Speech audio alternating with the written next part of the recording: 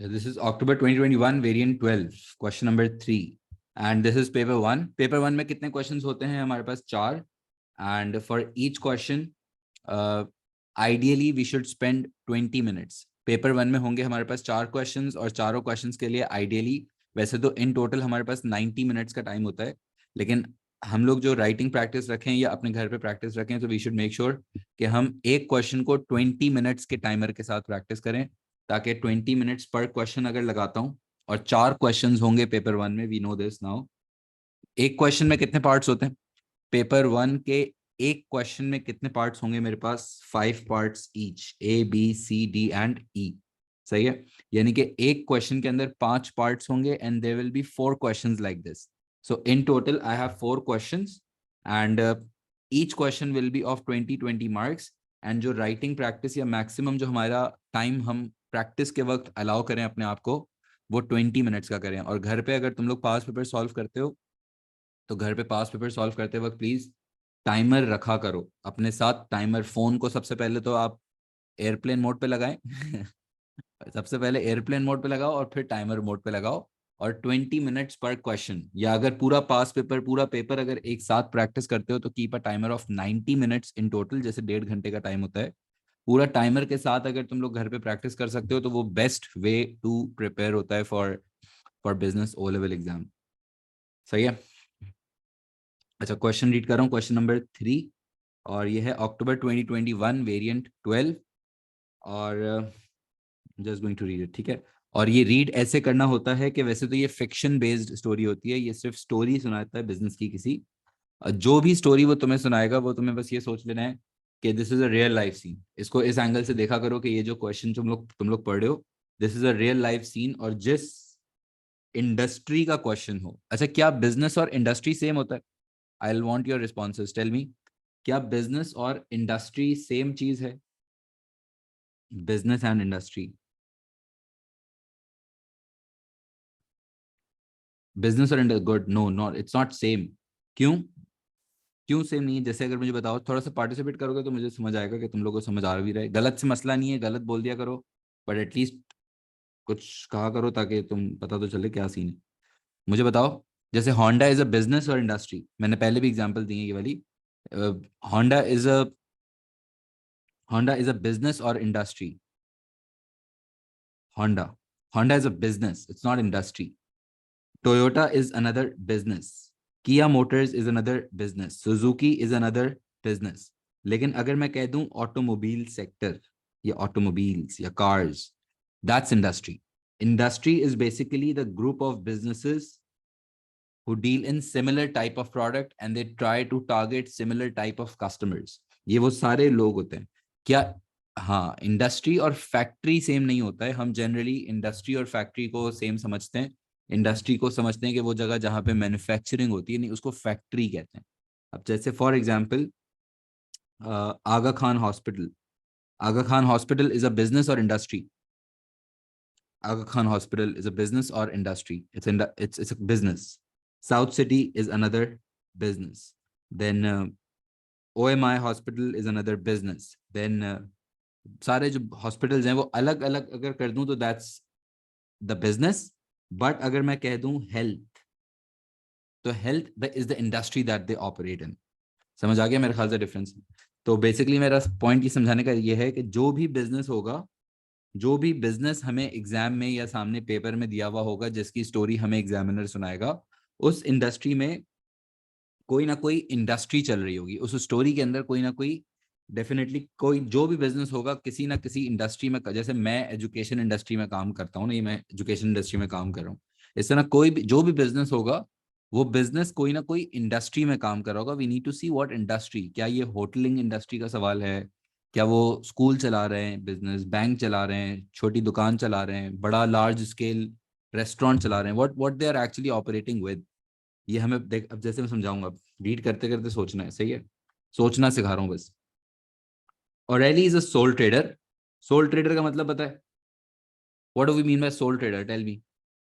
थोड़ा बताया करो, गलत होगा कोई टेंशन नहीं है, गलत बोल दिया करो but try to just participate so I can just identify कि कोई गलती हो रही है, ताकि तुम्हारी भी गलतियां सही हो जाए ना। सोल ट्रेडर क्या होता है? जहां पे where one person owns and controls an organization ना, जहां पे sole person. अच्छा, क्या एक sole trader business employees रख सकता है? क्या एक sole trader business employees रख सकता है? हाँ, गुड, यस, गुड, यस. क्यों? ऑब्वियसली अकेला ओनर होता है, इसका मतलब ये नहीं कि कोई एम्प्लॉय भी नहीं रखे, सारा काम ही खुद करते रहो बैठ के. ठीक है, ऐसा नहीं होता. Obviously you can keep employees, you can recruit staff to help you out in your work, but owner and the ownership and the control is in the hand of just one owner. That's a sole trader business. चलो एक मुश्किल सवाल है. और सवाल ये है कि ये जो सोल ट्रेडर बिजनेस होता है, मुझे बताओ क्या वो इनकॉर्पोरेटेड बिजनेस स्ट्रक्चर होता है या अनइनकॉर्पोरेटेड होता है? जो ये सोल ट्रेडर बिजनेस है, is it an incorporated business structure or an unincorporated? Good. It is unincorporated business structure, which means that it will not have a separate legal identity. Very nice. It will not have a separate legal identity, and in this structure the owner and the business is considered to have the same identity, same legal identity. एक और सवाल, चलो revise भी हो जाएगा, कि sole trader business की owner की लायबिलिटी लिमिटेड होती है या अनलिमिटेड होती है? Do we have limited liability और अनलिमिटेड लायबिलिटी फॉर दिस?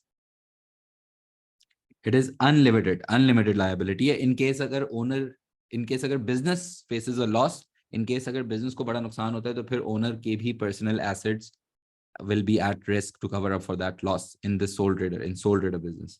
ठीक है, बाकी इसकी एक रिवीजन आई थिंक क्लास की भी जरूरत पड़ेगी. कुछ बच्चों के मैसेज भी आए कि अनइनकॉर्पोरेटेड का मतलब क्या होता है, और इनकॉर, तो थोड़ा सा आई थिंक हमें इसके एक रिवीजन सेशन के ऊपर भी मैं सोच रहा हूँ कुछ करता हूँ. सही है, खैर यहाँ तक साथ है. अच्छा, O'Reilly is a sole trader. She started her small hotel in नहीं small hotel 1 year ago. Small hotel, okay, using government support. She started her small hotel 1 year ago using government support. 1 year. अच्छा, क्या ये information मेरे काम की information है कि ये वाला जो भी होटल है, it started just 1 year back? Is it an important piece of information for me? It's very important piece of information because it's just, yes, it's still new. Very nice. Because it's still new. It might be a very less settled business. अभी तो initially 1 साल है, तो business को थोड़ा सा settle होने में भी टाइम लगता होगा, या उसकी इंडस्ट्री में भी लोग उसको इतना जानते भी नहीं होंगे. Probably in the first year your business would be facing a lot of financial trouble as well, because initially तो आपको बैंक भी लोन नहीं दे रहा होता, और इनिशियली कस्टमर्स भी इतना आप पे ट्रस्ट नहीं करते, फिर सप्लायर्स आपको इतना क्रेडिट ऑफर नहीं करते initially in your initial years. So it might be tough to survive in the first 2 or 3 years maybe. Cash outflows are more than cash inflows, definitely ऐसा होता है. Very nice, Maria. लेकिन 1 साल ही हुआ है, और वो भी उसने गवर्नमेंट सपोर्ट लिया था O'Reilly ने. ठीक है, गवर्नमेंट सपोर्ट क्या होता है? Government support, why would the government want to support such businesses? Because governments को बड़ा अच्छा लगता है अगर अच्छी गवर्नमेंट होती है, या कोई भी कंट्री अगर अच्छी गवर्नमेंट से मैनेज्ड होती है या गवर्नड होती है. अ गवर्नमेंट वुड लाइक कि उस सोसाइटी के अंदर नए नए बिजनेसेस सेटअप हों, एंटरप्रेन्योरशिप को इनकरेज किया जाए, ताकि एम्प्लॉयमेंट अपॉर्चुनिटीज क्रिएट हो, tax revenues, very nice, tax revenues generate हों, फिर कस्टमर्स और लोगों के पास चॉइसेस हों.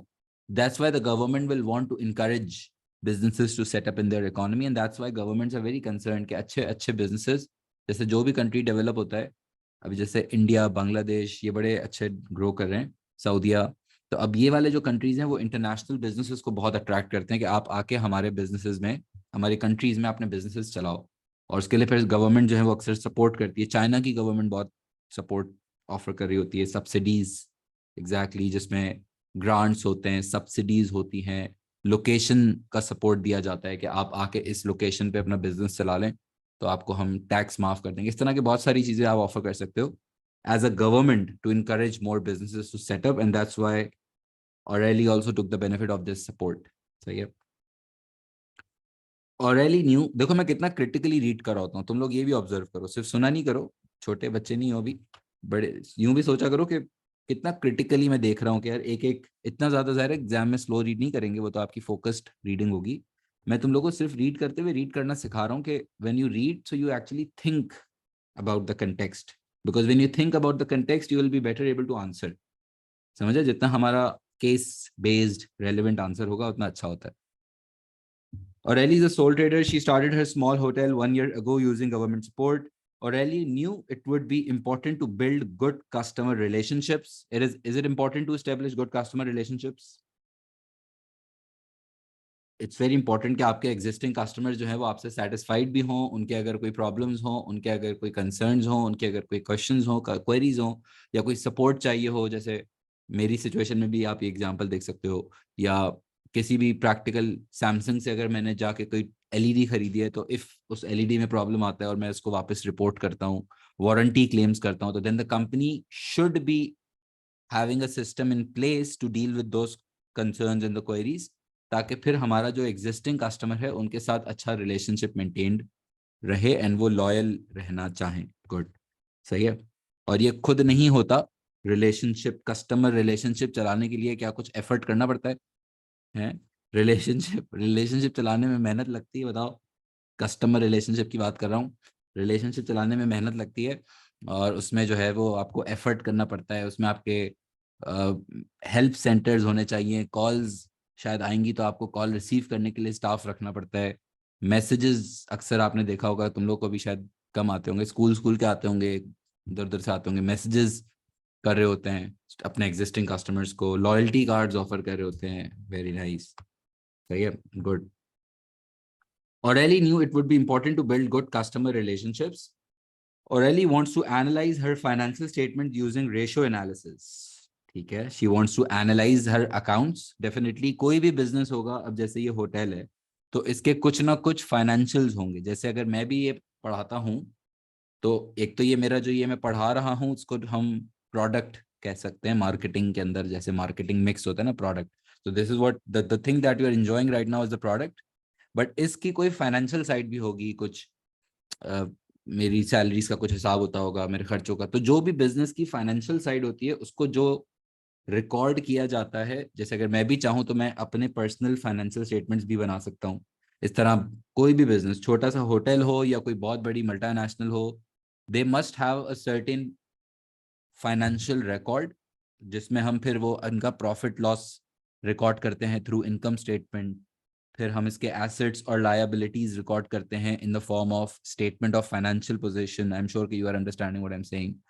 एंड फिर उसके बाद cash inflows and cash outflows record करते हैं in the form of a cash flow statement. So basically उन सब को अगर हम किसी एक वर्ड में समराइज करें या एक वर्ड में उन सारी चीजों को सम अप कर दें तो उसको कहते हैं फाइनेंशियल स्टेटमेंट्स।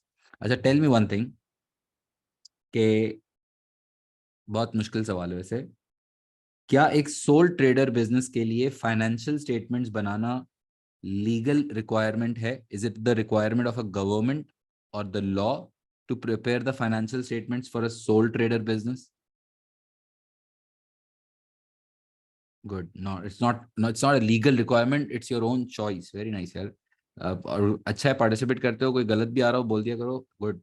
फाइनेंशियल स्टेटमेंट्स बनाना लीगल रिक्वायरमेंट नहीं होता, फाइनेंशियल स्टेटमेंट जो है for a sole trader it is not a legal requirement, but if it would have been a company, if it would have been a private limited or a public limited company, then for a company it becomes a legal requirement to prepare the financial statements, but for a sole trader and a partnership business it is not a legal requirement। ये आपकी अपनी choice होती है, obviously every entrepreneur or every owner will want to maintain their accounts and will want to maintain their financial statements, but it's not a legal requirement। but obviously मुझे भी अपना कोई हिसाब किताब रखना चाहिए खर्चों का, इनकम का, तो और बेहतर आपके फिर डिसीजन हो जाते होंगे ना, पता तो हो कि क्या सीन चल रहा है, सही है।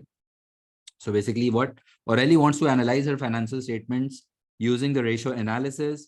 An extract is shown in table 3.1. She is worried about how the government's plan to introduce a new tourist tax of $1 per tourist per night might affect her business. Government plan to introduce a new tourist tax of $1 per tourist. Tourist tax लगाने लगे हैं, अच्छा, और tax, अगर government tax, जैसे आप कोई juice पीते हो या अगर आप कोई पानी खरीदते हो या कुछ भी, अगर कहीं दुकान से चिप्स खरीदते हो, बिस्किट्स खरीदते हो, तो उस पर कुछ ना कुछ आपको होता है ना, टैक्स लगा हुआ होता है, जिसको हम कहते हैं GST, ग्रॉस सेल्स टैक्स। उस पर प्रोडक्ट के ऊपर टैक्स लगता है। इसी तरह सर्विसेज पे भी टैक्स। अब जैसे हमारा एक होटल है छोटा सा, उसमें अगर कोई गेस्ट आता है, कोई टूरिस्ट रुकने आता है, तो गवर्नमेंट ने ये रिक्वायरमेंट लगाई है कि हर टूरिस्ट पे पर रात $1 का आपको टैक्स पे करना होगा। या इसको और टेक्निकली समझो कि अगर जैसे मैं जाता हूँ इस होटल, इस औरेली के होटल में रुकने जा रहा हूँ, सही है, और उसने मुझे कहा कि यार सर प्राइस होगी 25 पर नाइट।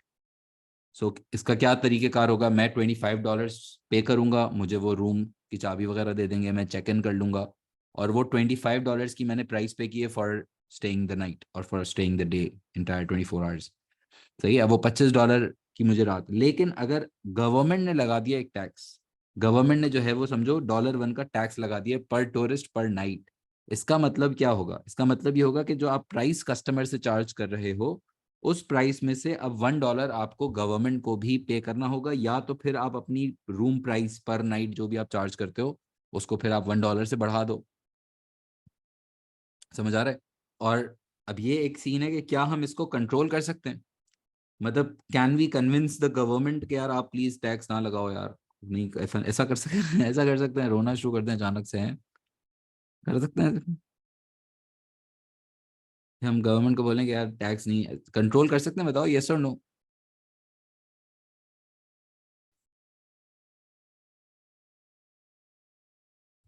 हम टैक्स को कंट्रोल नहीं कर सकते, नहीं कर सकते। प्राइस आप जब पे करोगे तो ये जो टैक्स लग रहा है वो टैक्स आपको देना ही देना है। नहीं कर सकते, सही है, क्योंकि टैक्स आपको फिर गवर्नमेंट की तरफ से इम्पोज्ड होता है। इसको कहते हैं, और अच्छा वर्ड अगर याद रखना है तो इसको कहते हैं, it is an environmental change. ये वो चेंज है जो कि बिजनेस की परफॉर्मेंस को अफेक्ट करेगा, और वो चेंज आप खुद कंट्रोल नहीं कर सकते। जैसे Covid was one of the environmental factors which affected affected a lot of organisations, Covid जैसे था। नहीं, ट्रेड यूनियन भी नहीं कर सकती। ट्रेड यूनियन भी एम्प्लॉइज को प्रोटेक्ट करने के लिए होती है, गवर्नमेंट के अगेंस्ट ट्रेड यूनियन भी नहीं जा सकती। गवर्नमेंट की तो जो रिक्वायरमेंट है, अभी जैसे पाकिस्तान में भी इंटरेस्ट रेट्स बहुत ज्यादा बढ़ गए हैं, फ्यूल प्राइसेस बहुत ज्यादा बढ़ गई हैं, तो बिजनेसेस स्ट्रगल कर रहे हैं ना। अब बिजनेसेस क्या करें, पेट्रोल की, समझ आ रहा है, यानी कि बिजनेसेस को फिर वो अडेप्ट करना ही पड़ता है जो इन्वायरमेंटल चेंज होता है। और ये कोई, ये जरूरी नहीं है नेगेटिव हो, हर अभी नेगेटिव फील हो रहा है, लेकिन कहीं कहीं पॉजिटिव चेंजेस भी आ सकते हैं। जैसे अगर इंटरेस्ट रेट्स मार्केट में कम हो जाएं, अगर आपके एक्सचेंज रेट में कोई पॉजिटिव फ्लक्चुएशंस आ जाएं, यानी कि this can be positive as well as negative, but in this situation yes, the government has imposed an additional tax, which means कि या तो मुझे अब अपनी प्राइस बढ़ानी पड़ेगी, या फिर मैं अपने खुद के प्रॉफिट में से एडजस्ट करके गवर्नमेंट को पे करूं, बट गवर्नमेंट को तो पे करना होगा। समझ आया? पॉइंट समझ आ गया मेरे ख्याल से। और फिर table 3.1, extract of Aurelie's income statement for 2020, and she generated $5,600 of trade of revenue, cost of sales $1,800। कोई बता सकता है कि, मुश्किल सवाल है वैसे ये थोड़ा सा, कि कॉस्ट ऑफ सेल्स का मतलब तो पता है ना, cost of goods sold, cost of चीजें जो, अब इसमें कॉस्ट ऑफ गुड्स तो है ही नहीं, होटल है ना, स्मॉल होटल। इसकी जैसे अगर मैं टी शर्ट्स का बिजनेस कर रहा हूँ या शर्ट्स का बिजनेस कर रहा हूँ, तो रेवेन्यू में आ जाएगा कि मैंने कितनी शर्ट्स बेची या कितने की वैल्यू जनरेट की by selling shirts. Cost of sales में आ जाता है कि वो टी शर्ट्स मुझे क्या कॉस्ट कर रही हैं, अगर मेरा टी शर्ट्स का बिजनेस होता। लेकिन अभी एक होटल है, होटल के अंदर कॉस्ट ऑफ सेल्स में किस चीज की कॉस्ट होगी? होटल के अंदर कॉस्ट ऑफ सेल्स की क्या कॉस्ट, किस चीज की? जैसे वापस कहता हूँ एग्जांपल, अगर मेरा फर्नीचर का बिजनेस होता, फर्नीचर का बिजनेस होता अगर, तो फर्नीचर के बिजनेस में जो कॉस्ट ऑफ सेल्स होती वो वुड होती, उसमें जो पॉलिश होती, जैसे अगर फर्नीचर का बिजनेस होता तो जाहिर है उसकी जो गुड्स की कॉस्ट है वो। बट अगर एक होटल है, तो होटल के कॉस्ट ऑफ सेल्स में क्या, एम्प्लॉयज नहीं, एम्प्लॉयज एक्सपेंस होते हैं। कोई रूम सर्विसेज की जो कॉस्ट होगी, वेरी नाइस सर्विस की जो कॉस्ट होगी, जैसे अगर हम कोई कॉम्प्लीमेंट्री ब्रेकफास्ट देते हैं उसके रूम के साथ, या रूम में कुछ कोई क्रीम्स या कोई जेल या इस तरह के फेस वॉश टाइप चीज कुछ देते हैं। फर्नीचर फिक्सर नहीं नहीं नहीं, वो कॉस्ट ऑफ सेल्स नहीं होता, वो हमारे नॉन करंट एसेट्स हैं। कोई स्नैक्स बार टाइप चीज हम उनको दे रहे हैं, अगर कोई उस पर खर्चा कर रहे हैं उस इंसान के ऊपर, एम्प्लॉयज वगैरह नहीं, समझ आ गया? तो उसको उस वो हो जाएगा cost of sales, and then if it, ये तुम लोग को पता है, revenue minus cost of sales is equals to gross profit. Gross profit कितना आएगा? 5600 माइनस 1800 कितना हो जाएगा? ये कितना हो जाएगा? $3800। और 3800 minus expenses is equals to 1400 का प्रॉफिट। सही है। अच्छा, और एक और बात कि यहाँ टेबल पे मैं लिख दूंगा, लेकिन एग्जाम में टेबल पे लिखने के मार्क्स नहीं होते। एग्जाम में डेफिनेटली वो आपसे कोई रिक्वायरमेंट भी देगा उसकी, और रिक्वायरमेंट की लाइंस पे लिखने के मेन मार्क्स होते हैं, रिमेंबर दैट। ठीक है, केस आई थिंक समझ आ गया। क्वेश्चन नंबर ए, थोड़ा सा स्पीड बढ़ा रहा हूँ, सही है? यहाँ तक साथ चल रहे हैं, समझ आ रहा है? Identify two ways a government can support new business startups. Identify two ways a government can support new business startups. Basic भी लिख सकते हैं, subsidies, grants, और training support, location support. Government can offer.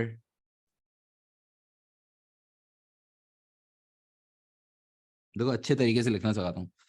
Government can offer financial support such as subsidies, and the government can offer training support to new businesses. Government can offer training support to the new businesses. ठीक है। Part B, calculate X and Y. अच्छा, should we just directly write the answer or should we show the workings? Should we directly write the answers or we should show the workings? Workings, good, workings सही है। Calculate the value of X. So how did we calculate it? X, we subtracted 1800 from 5600, तो मेरा gross profit आ गया 3800, और Y कैसे आया हमारा? $3800 minus $1400 is equals to $1400, and that's my profit or net profit. Net profit को अब जो है ना, नया नाम उसका profit होता है। सिर्फ profit अगर लिखा हुआ, सिर्फ अगर profit लिखा हुआ हो तो उसका मतलब होता है net profit। दोनों नाम वैसे यूज कर सकते हैं, कोई मसला नहीं है। नेट प्रॉफिट भी यूज कर सकते हैं, प्रॉफिट भी यूज कर सकते हैं, बट जो नया नाम है उसको कहते, वो प्रॉफिट है बस। सही है। सॉरी, हाँ, 3800 माइनस 2400, सॉरी। सही है, good good, done.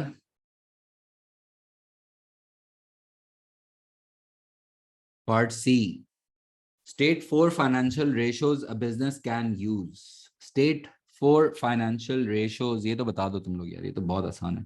Total 5 financial ratios तुम लोगों ने पढ़े हैं अपने सिलेबस में, जिसमें gross profit margin, net profit margin, return on capital employed, क्या बात है, quick ratio and current ratio. Good, we can just write the names. I think that's easy. uh, Gross profit margin, return on capital employed, ये तो मुझे लग रहा है free में मार्क्स दे रहा है, बोले रख लो marks. Current ratio and quick ratio. Quick ratio का दूसरा नाम क्या होता है? Acid test ratio. सही है। लिक्विडिटी नहीं, स्पेसिफिक रेशियो का नाम बताना है। और वैसे एक और होता है नेट प्रॉफिट मार्जिन। वैसे 4 लिखने हैं, बस ऐसे ही तुम्हें सिर्फ समझाने के लिए लिख रहा हूँ। नेट प्रॉफिट मार्जिन, और नेट प्रॉफिट मार्जिन का दूसरा नाम होता है प्रॉफिट मार्जिन। मतलब profit margin is the new name, इसका पुराना नाम है नेट प्रॉफिट मार्जिन। एग्जाम में दोनों लिखा हुआ आ सकता है और हमें दोनों पता होने चाहिए हैं। Profit margin is the new name, net profit margin is just the old name. That's it.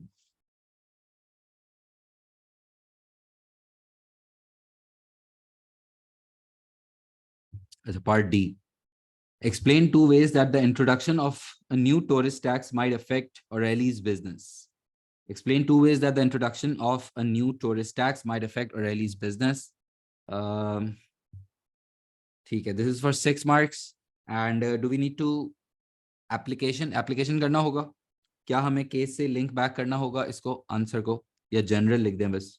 नहीं, जनरल नहीं लिखेंगे. We have to make sure that we somehow use the क्या कहेंगे इसको, the information, the facts, the pieces of bits and pieces of information जो मुझे दी हुई हैं कि 1 साल, $1, then sole trader, hotel, small hotel, ये वो वर्ड्स हैं जो मैं कहीं ना कहीं यूज करूंगा अपने आंसर में, ताकि ऐसा लगना चाहिए कि हम इस बिजनेस की बात कर रहे हैं. ऐसा नहीं लगना चाहिए कि हम बस जनरल हवाई बुकिश बातें कर रहे हैं. ठीक है, we need to write the book, obviously we need to explain our concept, but rather just explaining the concept we should talk about this business.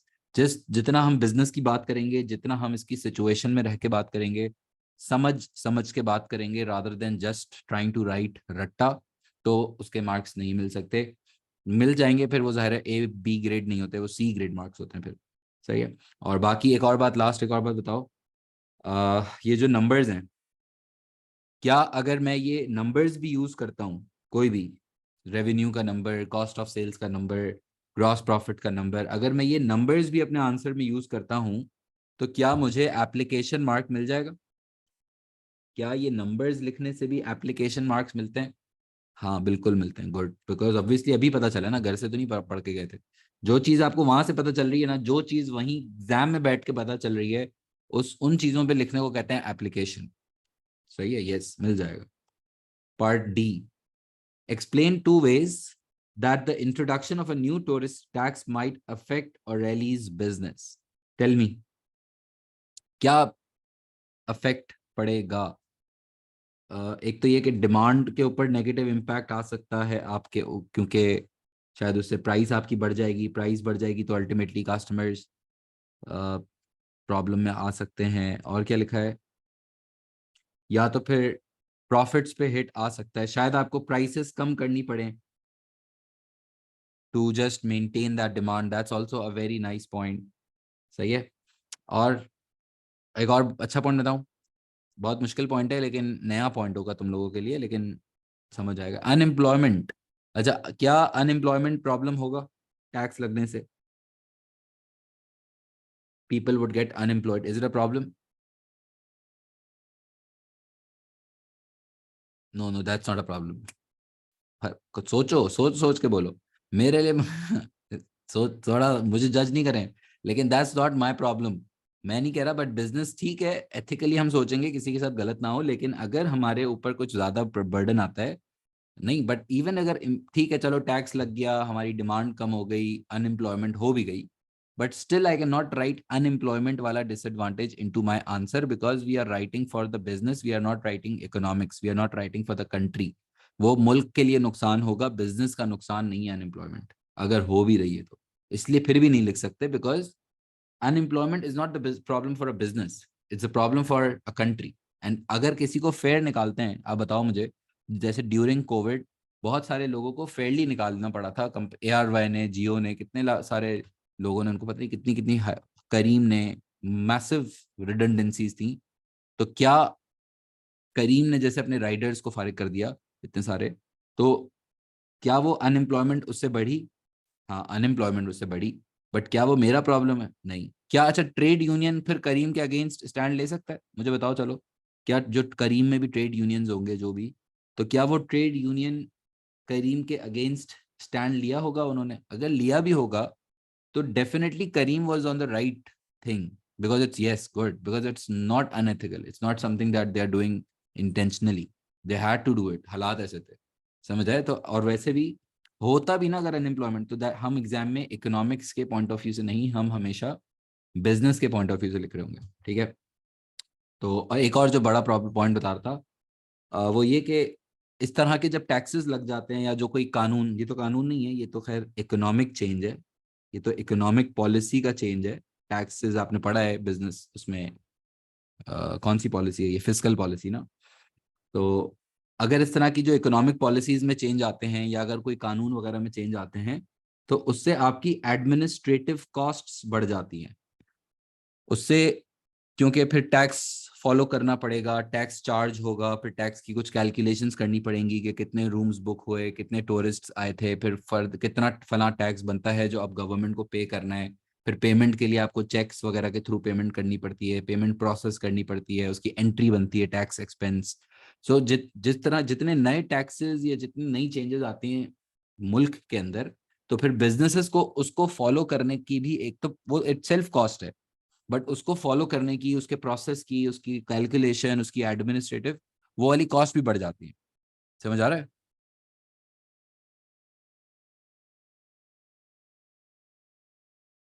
मैं लिखवाता हूँ, लिखो वे वन। अच्छा, टोटल कितने मार्क्स हैं? टोटल कितने मार्क्स है मेरे पास? 6 marks. और मुझे बताओ, चलो तुम लोग अब जरा, वे वन लिखने के कितने मार्क्स हैं? इस वे वन के कितने मार्क्स मिलेंगे मुझे? मतलब टोटल अगर 6 मार्क्स हैं तो इस पूरा, सिर्फ अगर मैं वे वन की बात करूं तो इसके लिए कितना मार्क है टोटल, ये टोटल विद एक्सप्लेनेशन?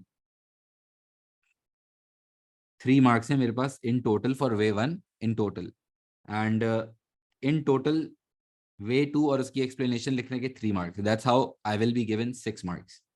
और इन 6 मार्क्स में से अगर मैं अब इस 3 मार्क की बात करूं तो क्योंकि यहाँ पे 2 लाइंस हैं तो मुझे 1 मार्क मिल जाएगा स्टेट करने का अपना पॉइंट, कि one of the problems of new tourist tax would be decrease in demand. I'll have to clearly state my point and I have to make sure one word ना लिखूं, please one word ना लिखूं। यहाँ पे लिख सकते हैं, बहुत रेयर, लेकिन मैं शुरू से यही सजेस्ट करता हूँ और अभी भी यही करूंगा कि आप वन वर्ड ना लिखो, make a proper sentence, clearly state what your point is, and then यहाँ एक्सप्लेनेशन में से मुझे कितने मार्क्स निकालने हैं? How many marks do I need from this explanation वाला part? I need 2 marks from this explanation वाला पार्ट। एंड एक और बात बताओ कि अगर हमें ये एक्सप्लेनेशन में से 2 मार्क्स चाहिए हैं तो मेरे माइंड में कितने स्टेटमेंट्स चलने चाहिए हैं? अगर 2 मार्क्स की एक्सप्लेनेशन है तो मेरे माइंड में कितने स्टेटमेंट्स हैं जो चलने चाहिए हैं? 2 स्टेटमेंट्स हैं। एक स्टेटमेंट मेरा चलना चाहिए दिमाग में, what do you mean by this point, what do you mean by this point, whatever point you are stating. अगर मैंने लिखा है कि टैक्स लगने से आपकी डिमांड कम हो जाएगी, तो पहले मुझे उसका बच्चों की तरह पूरा मतलब समझाना पड़ेगा कि मतलब क्या है आपका कि डिमांड कम हो जाएगी। भाई मतलब ये है कि जब टैक्स लगेगा और टैक्स लगने से प्राइस बढ़ेगी और प्राइस बढ़ने से फिर कस्टमर शायद कम आना चाहेंगे या कम बुक करना चाहेंगे उस मुल्क में होटल, क्योंकि महंगा हो रहा है, तो फिर हो सकता है उसकी वजह से डिमांड कम हो जाए। First I will have to explain why और what do you mean by this point, हो ये क्या बात कह रहे हो basically, and then why this point is an answer to this question। तो फिर ये बात, इस सवाल का जवाब क्यों है? क्यों है? क्योंकि अगर डिमांड कम होगी, पहले तो मैंने बताया कि डिमांड कम क्यों होगी, और अब मुझे बताना है कि डिमांड कम करने से ये बात, इस सवाल का जवाब क्यों है, क्यों प्रॉब्लम होगा? क्योंकि जब डिमांड कम होगी तो अल्टीमेटली फिर आपके प्रॉफिट्स पे हिट आएगा, फिर अल्टीमेटली आपके एम्प्लॉयज अगर कोई हैं तो वो भी इनसिक्योर फील करना शुरू कर देते हैं कि शायद अब बिजनेस मसले में चल रहा है, जो भी हालात अगर ख़राब होते हैं तो फिर अल्टीमेटली आपकी बिजनेस की परफॉर्मेंस पे, अल्टीमेटली एम्प्लॉयज की जॉब सिक्योरिटी पे, आपके ओवरऑल प्रॉफिट्स पे, सब पे फर्क पड़ना शुरू हो जाता है। समझ आए? बट इतना सारा नहीं लिखना होता, मैं सिर्फ सोचना सिखा रहा हूँ कि whatever point you write, you state your point and then explanation, what do you mean by this point, and then an explanation why this point is an answer to this question. You get 1 mark for stating your point, 1 mark for what are you trying to say, and for 1 mark for why did you just write it। सही है? और बहुत सारी information नहीं देनी होती, याद रहे कि वो पॉइंट देना होता है जिसके ऊपर मैं बस क्वालिटी एक्सप्लेनेशन दे सकूं। बहुत सारी चीजें, अगर मैं लिख रहा हूँ यहाँ पे कि डिमांड है कम हो जाएगी, अब यहाँ पे सब कुछ डालूं कि प्रॉफिट भी कम हो जाएगा, एम्प्लॉयज भी खराब हो जाएंगे, ये भी हो जाएगा, वो इतनी सारी नहीं, बस एक या दो, एक पॉइंट सही से उठा के उसको समझाने के मार्क्स में, जैसे मैं करवा रहा हूँ, समझ आएगा। ऑब्जर्व करते करते लिखना, सही है? Way one. A new tourist tax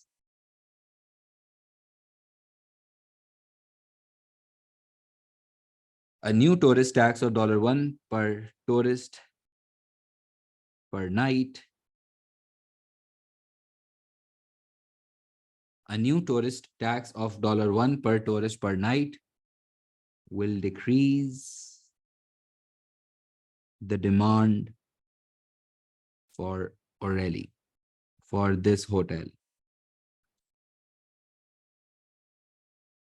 A new tourist tax of $1 per night may decrease the demand for this hotel. अब पहले explanation में prove करना है कि why would the demand decrease, ना? An additional tax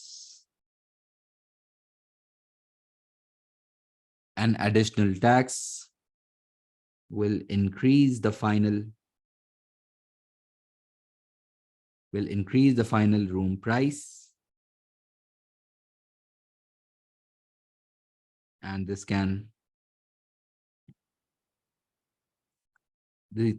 discourage some of the potential customers, some of the potential tourists to visit this country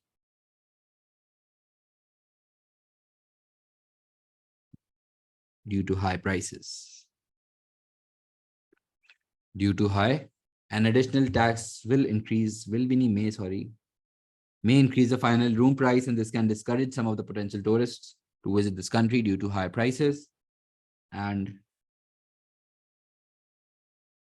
इससे क्या होगा, फिर इससे effect क्या होगा? And this can negatively affect the existing revenues of $5,600, of additional revenues of $5,600.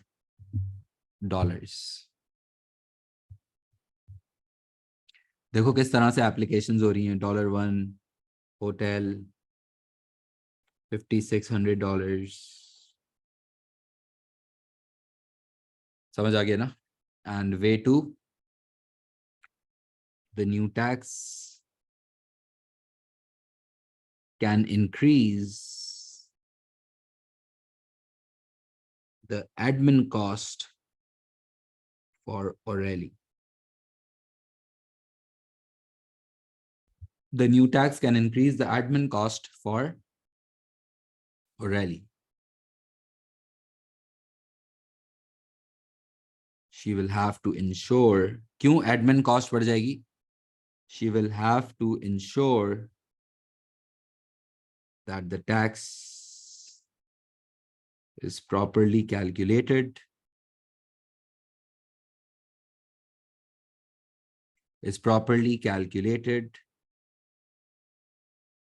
and accounted. She will have to ensure that the tax is properly calculated and accounted,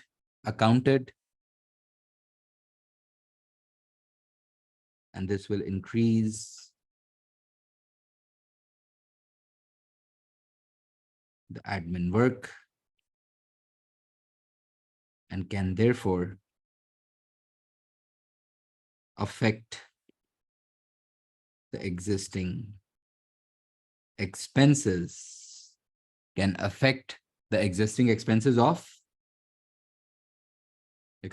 कितने थे हमारे अभी? $2,400.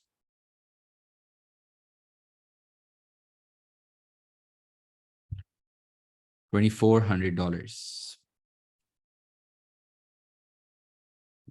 Okay, last part E.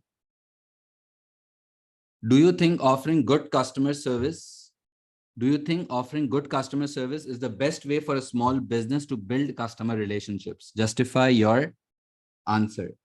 Do you think offering good customer service is the best way for a small business to build customer relationships? अच्छा, in this question, उसने कहीं भी O'Reilly का नाम नहीं लिखा, होटल का नाम नहीं लिखा, और मुझे बताओ, ये मैंने लास्ट क्लास में भी बोला था कि अगर इतना जेनरिक और इतना जनरल क्वेश्चन आ रहा है तो क्या इसमें फिर एप्लीकेशन मार्क्स हैं?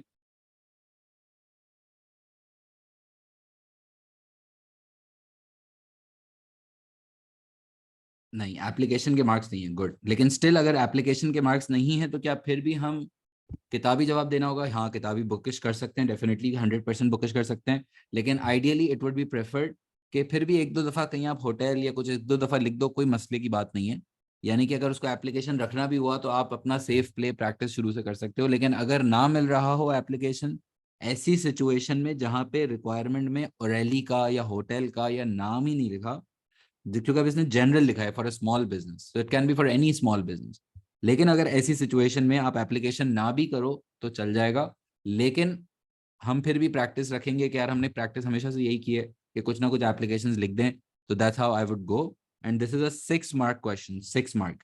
तो do we need to write a one sided answer और a two sided answer for this 6 mark question?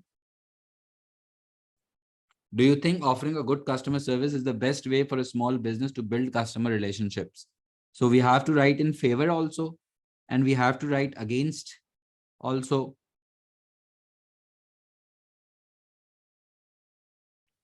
And then we have to write a conclusion.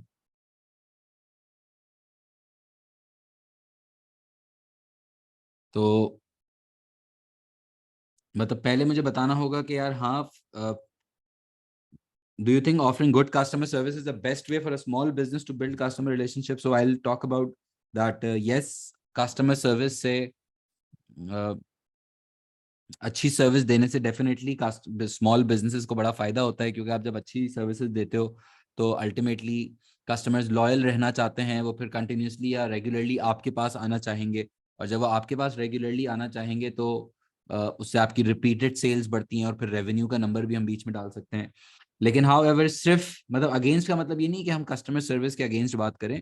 Against का मतलब है कि apart from good customer service there are also other things, there are other things as well which can be done by a small business, such as offering loyalty cards, such as offering different schemes, different market research techniques। बहुत सारी कोई और भी चीज है जो हम good यार, और भी बातें हैं जो लिख सकते हैं अपार्ट फ्रॉम। यानी कि uh, get 2 marks while I talk about the importance of customer service, that why would a small business want to improve their customer service.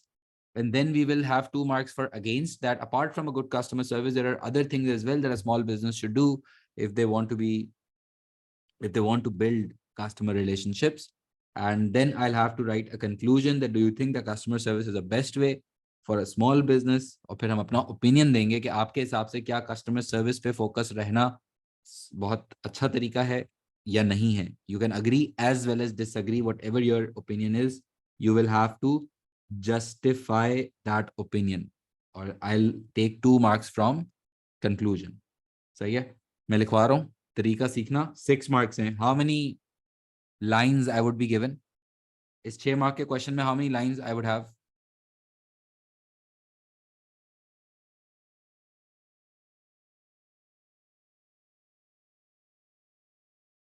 12 lines, good. So ideally I'll have to write 1 2 3 4 marks for positive side या जो भी customer service की बात करूंगा, and then next 4 lines for ideally कि why I think that apart from customer service what a small business can, what else a small business can do. And then I will have to write 4 lines for my opinion. 4 lines 4 lines 4 lines करके mind बनाऊंगा तो मुझे लिखते लिखते idea हो जाएगा कि बीच में ही कहीं मैं ज्यादा तो नहीं लिख रहा या कम लिख रहा हूँ। सिर्फ लाइंस का कोई रूल नहीं बता रहा, ये मैं सजेशंस दे रहा हूँ। वो बता रहा हूँ कि किस तरह से सोचना होता है। यानी कि एक बच्चा होता है वो डायरेक्ट लिखना शुरू कर देता है सोचे बगैर, तो वो तरीका सही नहीं है। आपको पता होना चाहिए कि यार ideally when I write in favor, I should make sure that I write the content for maximum of 4 lines, not more than this। पता चला कि फेवर में ही लिखते जा रहा है एक स्टूडेंट, यहाँ तक लिख दिया। अरे इतना सारा फेवर में लिख दिया तो फिर बाकी लाइंस ही बाकी, आपने वो बाकी जहां से मार्क्स लेने थे उसके लिए तो आपने जगह ही नहीं छोड़ी। समझ आए? तो शुरू से कैलकुलेटेड चलना होता है, पता होना होता है कि ओके कितनी लाइंस में मैक्सिमम लिख सकता हूँ, ताकि शुरू से ही मुझे आइडिया हो, तो ऐसा ना हो कि एंड में फिर आके मुझे जगह शॉर्ट पड़ी हो और फिर मुझे वो जबरदस्ती घुसाना पड़ रहा हो। सही है, अभी लिखवाता हूँ, समझ आएगा। If a small business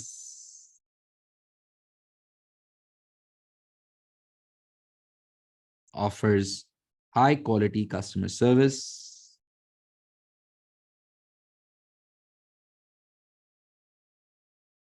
If a small business offers high quality customer service, then such as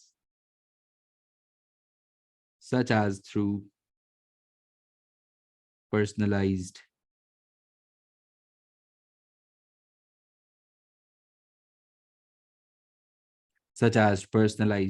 product or personalized products or opinions. So this will definitely ensure that the small business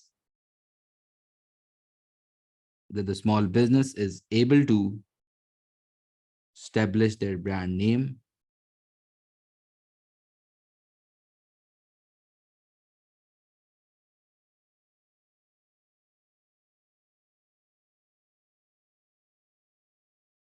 So this will definitely ensure that the small business is able to establish their brand name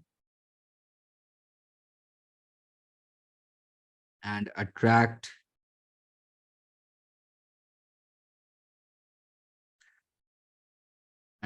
new customers. Is able to establish the brand name and attract new customers. Apart from good customer service,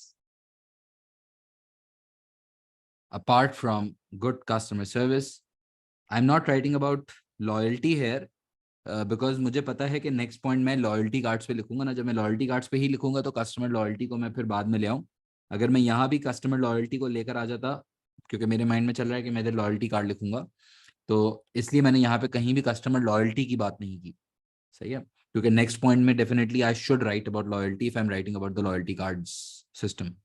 apart from good customer service, क्या लिख रहे थे? Apart from good customer service, small businesses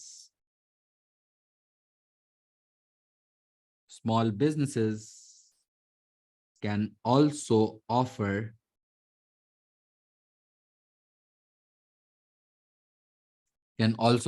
the loyalty cards. This will encourage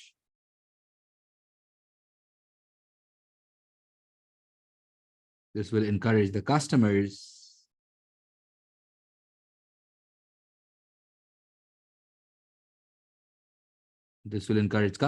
for repeat sales in an attempt to collect points or to get a free gift, and therefore increasing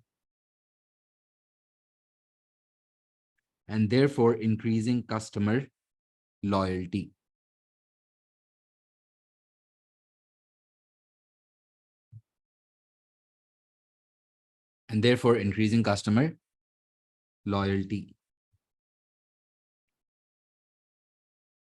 Overall,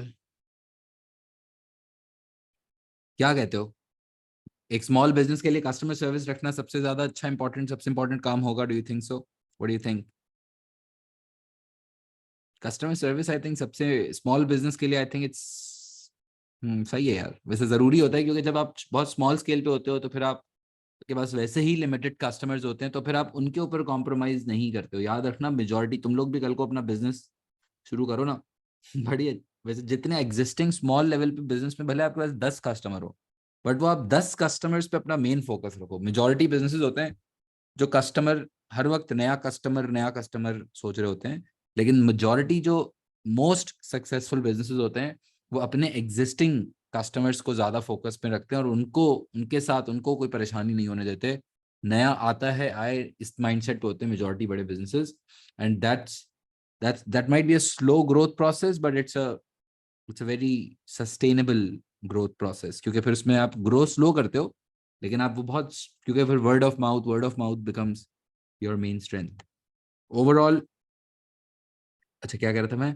overall in my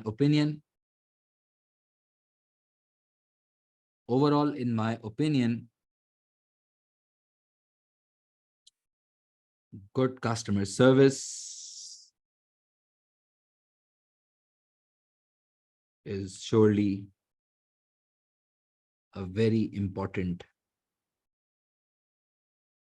aspect for a small business.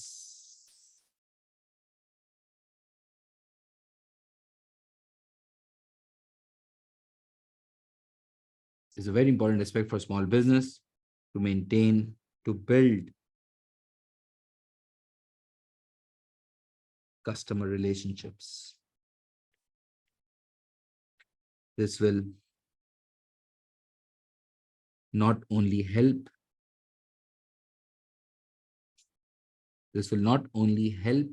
them to survive against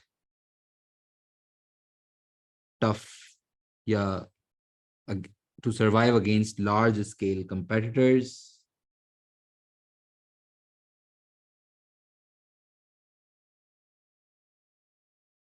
This will not only help them to survive against large scale competitors, but also to grow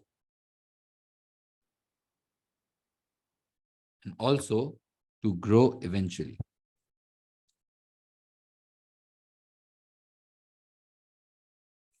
Just copy this down और copy करने के बाद इसको एक दफ़ा ना सुकून से रीड भी कर लो और आंसर देख लो, एक दफ़ा टेक्निक्स देख लो क्या क्या हुआ, किस तरह से लिख रहे हैं, क्या लिख रहे हैं. जस्ट एक दफ़ा ऑब्जर्व कर लो पूरे क्वेश्चन को and then tell me if you have any questions.